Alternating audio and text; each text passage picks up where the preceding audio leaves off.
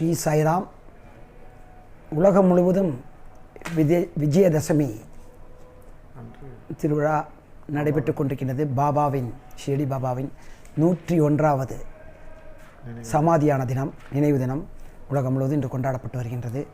அந்த வகையிலே கோயம்புத்தூர் நாகசாயி ட்ரஸ்டிலே காலை முதல் ஆயிரக்கணக்கான பக்தர்கள் வந்து பாபாவின் அருளை பெற்றுக்கொண்டு சென்று கொண்டிருக்கின்றார்கள். மகா அன்னதானம் நடைபெற்று கொண்டிருக்கின்றது. மாலை நேரத்திலே சிறப்பு அலங்காரம் இருக்கின்றது.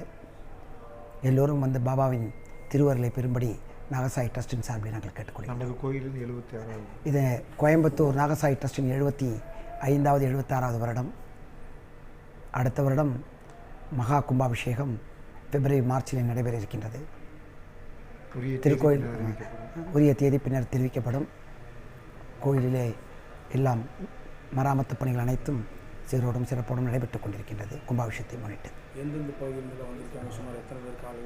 காலையிலிருந்து இருப்பாங்க. ஒரு 5000 பேருக்கு மேலே காலையிலேருந்து வந்திருப்பாங்க. இப்போ ஒரு 5000 பேருக்கு அன்னதானம் சுற்று வட்டாரத்திலிருந்து அத்தனையுமே வந்து கொண்டிருக்கிறார்கள். குறிப்பாக பொள்ளாச்சி, ஈரோடு, திருப்பூர், நீல்கிரிஸ் வந்து கொண்டிருக்கிறார்கள். சுமார் அன்னதானத்தை 3000-3500 பேர் வரை அன்னதானம் என்று நடைபெறும். அதை அவங்க எடிட் பண்ணிடுவீங்களா? திருப்பி போடுமே, ரிப்பீட் பண்ணு. கோயம்புத்தூர் நாகசாயி ட்ரஸ்ட்டை பொறுத்தவரை 75 வருஷங்கள் முடிஞ்சு இந்த தமிழ்நாட்டிலேயே மிக பழமையான திருக்கோயில் சாய்பாபாவோட கோயில் கோயம்புத்தூரில் தான் இருக்குங்க. உங்களுக்கு பார்த்தீங்கன்னா ஷீரடிக்கு அப்புறம் சவுத் இந்தியாவில் கோயம்புத்தூரில் தான் முதலாக சாய்பாபாவை 1944வது வருடம் பஜனை பாட்டோடு கோயில் ஆரம்பிக்கப்பட்டது. இப்போது 75-76 வருஷத்தில் நாங்கள் அடியெடுத்து வைத்திருக்கின்றோம். இந்த கோயிலுக்கு பேர் சாய்பாபா காலனின்னு பேர் வர காரணமே சாய்பாபா கோயில் இருக்கிறனால தான். இந்த ஏரியாவுக்கு உலகத்திலே சாய்பாபா காலனின்னு ஒரு காலனி இல்லை. அது நம்ம கோயம்புத்தூருக்கு கொடுத்து வச்ச ஒரு வரப்பிரசாதம். ஏன்னா சாய்பாபாவோட கோயில் இருக்கிறனால சாய்பாபா காலனின்னு சொல்லிட்டு இருக்கேன். சாய்பாபா கோயில் மட்டுமல்ல, Saibaba police station, Saibaba mission post office எல்லாமே வந்து சாய்பாபா பாபா சார்ந்து தான் இருக்கின்றது. வேற எங்கேயும் இந்த மாதிரி கிடையாது. அதே போல் எங்கள் கோயில் மட்டும்தான் தங்கரதம் முதலாக நாங்கள் செய்தோம்.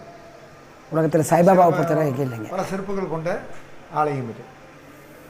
இன்னொரு பெரிய சிறப்பு என்னவென்றால், ஷீரடியில் இருக்கும் சிலை மட்டும்தான் முதலாக உருவம் அமைக்கப்பட்ட சிலை. அதை தலீம் என்றவர் அது செதுக்கியுள்ளார் ஒரே கல்லில். அதே போல் கோவையில் உள்ள சிலையையும் அதே தலீம் என்பவர் 2வது சிலையாக செய்தார். இது மிக மிக அதற்கு சிறப்பானது. 2வது சிலை கோயம்புத்தூர் சிலை. அதுக்கப்புறம் நிறைய கோயில் கட்டியாச்சு, நிறைய சிற்பிகள் வந்தாச்சு, நிறைய பண்ணுறாங்க. தலீம் கையால் பண்ணது இந்த 2 கோயில்கள் தான். ஒரிஜினலாக செய்த ஷீரடி சிலையை செய்தவரே தான் இது 2வது சிலையாக செய்திருக்கிறார் என்பது மிக சிறப்பானது. மற்றும் இந்த சிலையை இன்ஸ்டால் பண்ணது யார் என்றால் நம்ம புட்டபர்த்தி சாய்பாபா 1961வது ஆண்டு இது பண்ணார். இது அவர் கையால் ஒரே ஒரு சிலை தான் பிரதிஷ்டை பண்ணார்.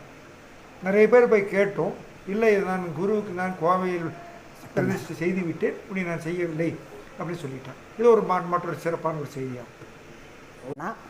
அதே மாதிரி வடநாட்டுக்கு போகக்கூடிய பாம்பே சைடு போகிற வண்டிகள்லாம் அவுரங்காபாத் போகுது இல்லைங்க.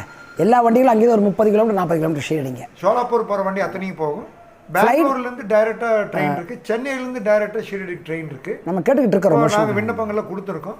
ஃப்ளைட் சர்வீஸ் இப்போ ஷீரடிக்கு வந்துருச்சு. கோவை, சென்னை, பெங்களூர் இல்லை சென்னை ஷீரடி இருக்குது.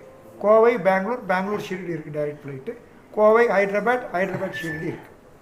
இல்லை 2 மணி நேரத்தில் போயிடலாம். 2-3 மணி நேரத்தில் போயிடலாம். 13 கிலோமீட்டர் தொலைவில் இருக்குது. ஷீரடியிலேருந்து 13 கிலோமீட்டர் தொலைவில் இருக்குது. அகமதுநகர் புதுசாக இப்போ ஆரம்பிச்சிருக்காங்க. நிறைய வசதிகள் செய்து கொண்டிருக்காங்க. கவர்மெண்ட்டு பண்ணிகிட்டு இருக்காங்க. எல்லாமே ஒரு கொஞ்ச நாளில் டைரெக்டாக கோயம்புத்தூர்லேருந்து வந்திருக்கும்.